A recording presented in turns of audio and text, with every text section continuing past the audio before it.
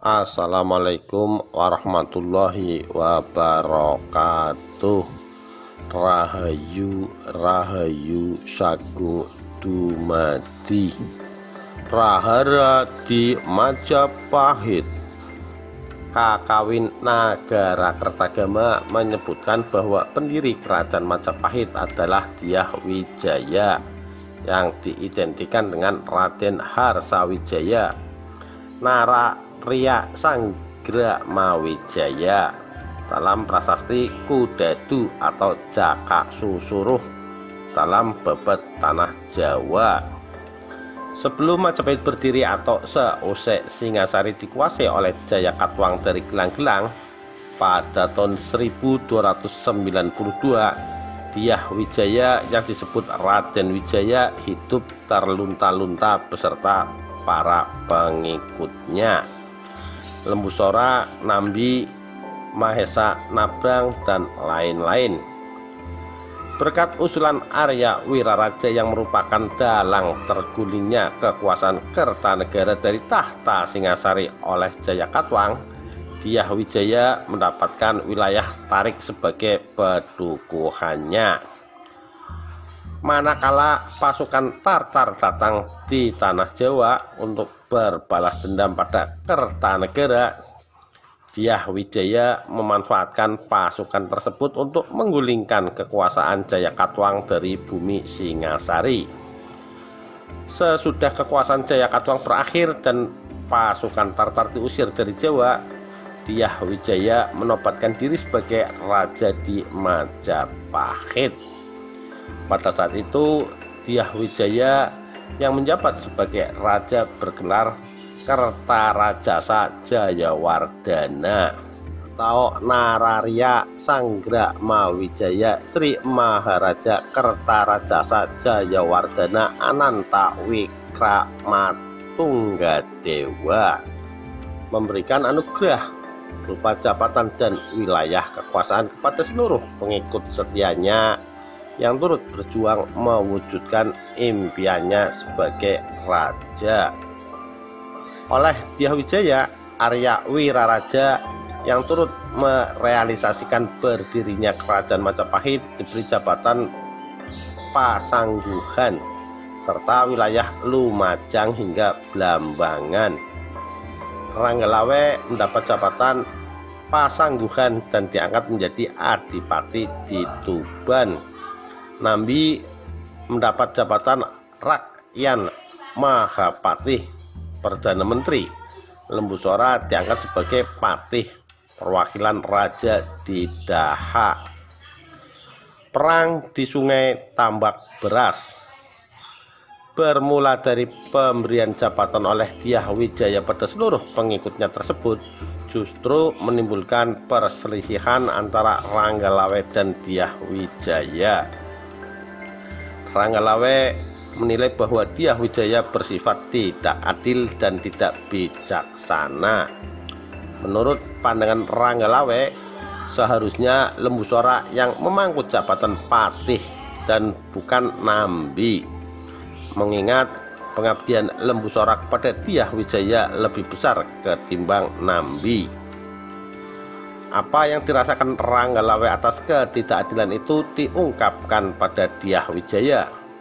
Namun raja tetap bersikukuh pada keputusannya.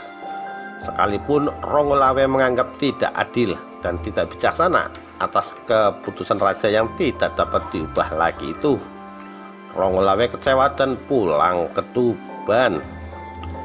Beberapa hari sesudah kepergian Ranggalawe dari Majapahit, Halayuda menghasut Nambi kalau Ranggalawe tengah merencanakan pemberontakan. Mendengar pernyataan Halayuda, Dyah Wijaya memerintahkan Nambi, Lembu Sora, Mahesa Nabrang beserta pasukan Majapahit pergi ke Tuban untuk menangkap Ranggalawe. Kidung Ranggalawe mengisahkan, ketika Arya Wiraraja mendengar Ranggalawe pulang ke Tuban, segera menemuinya. Dari perilaku Ranggalawe, Arya Wiraraja menangkap sesuatu yang buruk bakal menimpa putranya. Arya Wiraraja bertanya kepada Rongolawe tentang apa yang terjadi ketika menghadap Dyah Wijaya. Manakala mendapat jawaban dari Rongolawe, Arya Wiraraja merasa dihadapkan pada pilihan dilematis, cinta pada putranya atau tetap setia pada Dyah Wijaya. Selang beberapa saat, Arya Wiraraja memberikan nasihat pada Rongolawe agar tetap setia pada Dyah Wijaya.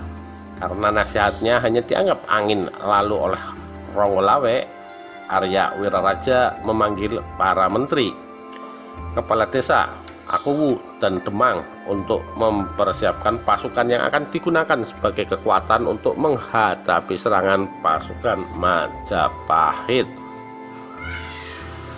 Pasukan Rongolawe yang sudah terbentuk itu meninggalkan Tuban, manakala pasukan Rongolawe akan menyeberangi sungai Tambak Beras. Airnya sedang pasang hingga pasukan Rongolawe dapat dikejar oleh pasukan Majapahit yang berada di bawah komando Nambi. Pasukan Rongolawe itu berakhir mengalami kenaasan di tangan pasukan Majapahit. Hari berikutnya, pasukan Majapahit menyeberangi sungai Tambak Beras untuk mencapai Tuban. Melihat kenyataan itu, Mantri Gagarangan dan Tambakbaya melapor pada Rongolawe. Dengan gelagak amarah di dada, Rongolawe memerintahkan pasukannya untuk menghadapi pasukan Majapahit. Di medan laga, Rongolawe yang mengendarai kuda Megalamat itu bertempur melawan Nambi yang mengendarai kuda Brahma Cikur. Pertempuran keduanya berlangsung sangat dahsyat hingga akhirnya Brahma Cikur berhasil ditikam oleh Rongolawe. Namun Nambi berhasil mengelak dan berlari untuk menyelamatkan diri ke selatan. Beserta pasukannya, Rongolawe melakukan pengejaran hingga sungai Tambak Beras. Berita kekalahan pasukan Majapahit oleh pasukan Tuban disampaikan oleh Hangsa Terik pada Dyah Wijaya. Mendengar laporan itu, Dyah Wijaya bersumpah untuk menghancurkan kota Praja Majapahit kalau tidak berhasil menaklukkan Rongolawe. Beserta pasukannya, Dyah Wijaya menuju Tuban. Pertempuran pasukan Majapahit dan Tuban pun tidak dapat dihindari. Untuk menghindari semakin banyak korban berjatuhan, Lembu Sora meminta izin pada Dyah Wijaya untuk menghadapi Rongolawe. Dyah Wijaya mengizinkan. Rongolawe dikepung dari 3 arah. Mahesa Nabrang dari timur, Gagak Sarkara dari barat, Majang Mekar dari utara. Pertempuran sengit terjadi di arah timur. Mahesa Nabrang berperang melawan Rongolawe. Kuda Mahesa Nabrang berhasil dilumpuhkan oleh Rongolawe, namun penumpangnya berhasil menyelamatkan diri. Hari selanjutnya, Mahesa Nabrang berperang lagi melawan Rongolawe. Peperangan keduanya berlangsung di seberang sungai Tambak Beras. Peperangan berlangsung semakin sengit. Rongolawe dan Mahesa Nabrang berperang dengan ilmu kanuragan yang dimilikinya. Peperangan berlanjut di dalam air. Rongolawe berhasil mendesak Mahesa Nabrang.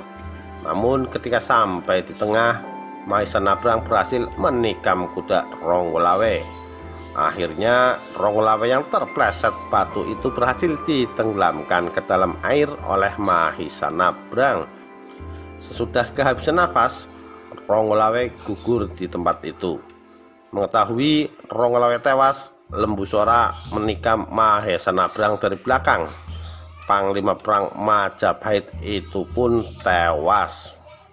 Sepeninggal Rongolawe 1295, Arya Wiraraja yang merasa sakit hati itu menghadap Dyah Wijaya untuk mengundurkan diri dari jabatannya, menagih janji Dyah Wijaya sebagaimana pernah diucapkan di Sumenep, yakni membagi wilayah kerajaan Majapahit menjadi 2 bagian. Janji itu dipenuhi oleh Dyah Wijaya. Majapahit bagian timur hingga selatan sampai pantai diserahkan pada Arya Wiraraja. Sesudah mendapat wilayah kekuasaan, Arya Wiraraja menjadi Raja Majapahit Timur dengan ibu kota di Lumajang.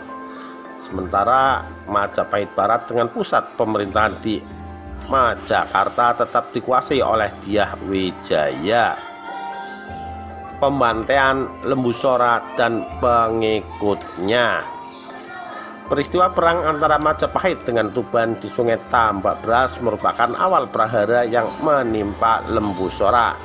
Dikarenakan sewaktu Lembu Sora menikam dari belakang pada Mahesa Nabrang yang baru saja membunuh Ronggolawe itu, dilaporkan Halayuda pada Dyah Wijaya.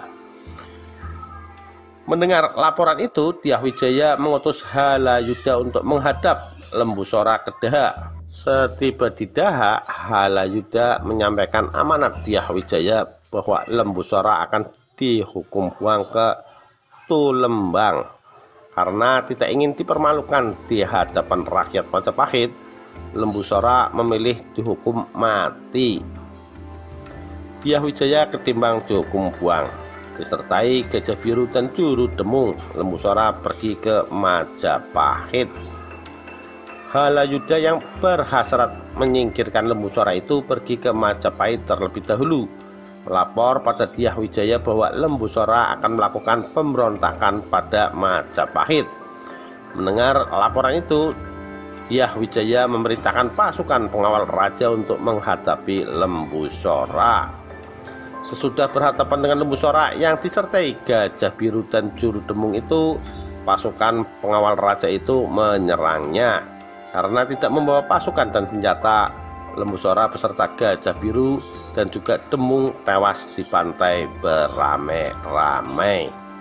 Melihat kematian Lembu Sora, Halayuda merasa senang, mengingat tinggal seorang lagi yakni Nambi yang menjadi penghalang untuk mewujudkan ambisinya menjadi rakyat Mahapatih di Majapahit. Demikian. Terima kasih. Wassalamualaikum warahmatullahi wabarakatuh. Rahayu Rahayu Sagung Dumadi.